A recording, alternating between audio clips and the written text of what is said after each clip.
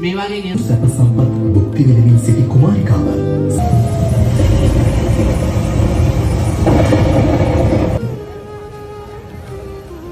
කරලා මේ සියලු තුරුකෙත් සිසිලෙන් අද අපි වෙනස්ම වීඩියෝවක් ගේන්නයි හදන්නේ. මේ ළඟම තැනක අපූර්ව අත්දැකීමක් ඔබත් එක්ක බෙදා හදා ගන්නයි සූදානම.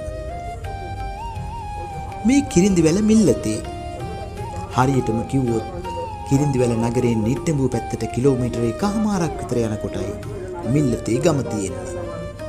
මෙතන විශේෂත්වය තමයි වෙසක් දිනේ සතියකට පස්සෙත් වෙසක් කසිරිය අඩු නැති තැනක් මෙතන.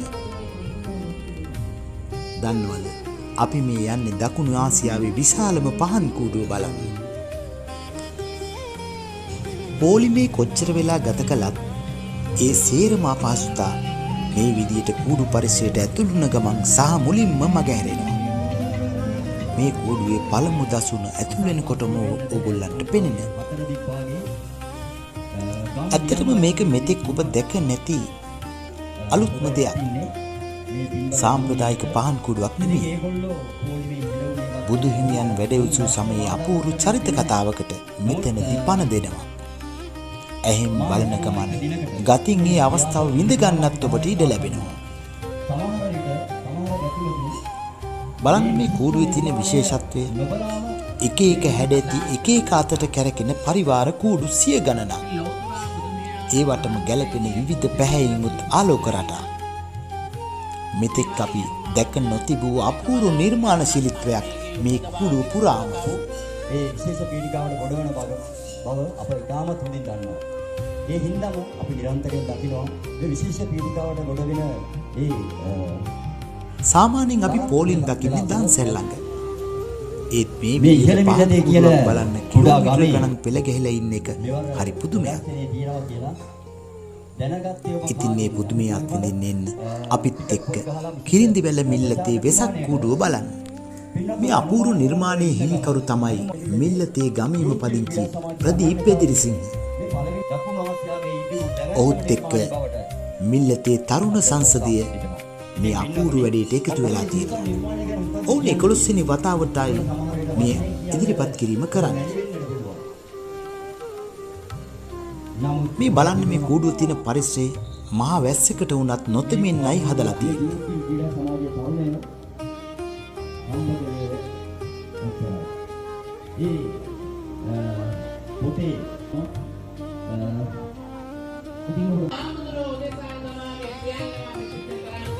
ඒ විතරක් නෙවෙයි මෙතන 7-800කට වුණත් එකවර රැඳෙන්න පුළුවන්. කූඩුව උස වැඩි නිසා පහළට නොපෙනෙන ඉහළ කූඩු බලන්න අඩි 20ක් විතර උඩින් පීතිකාවකුත් හදලා තියෙනවා.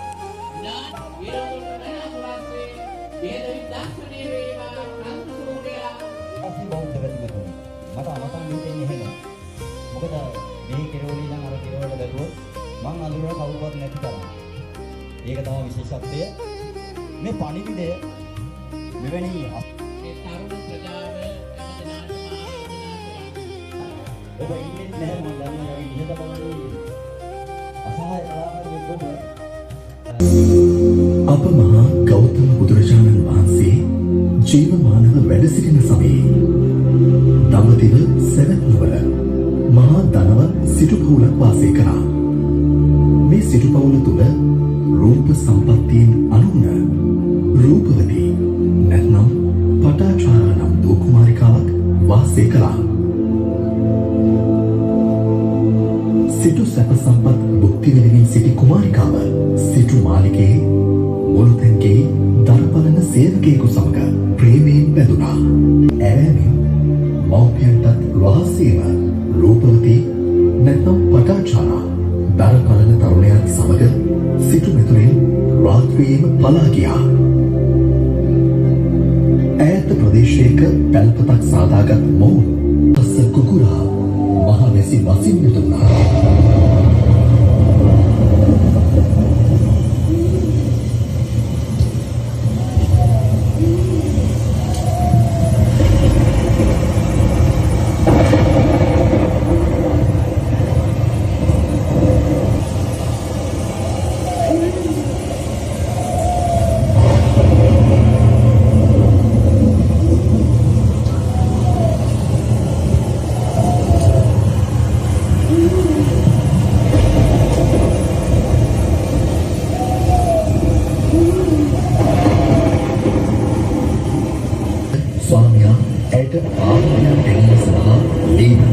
දැකීමට මහා වනයට ඇතුළු වුණා.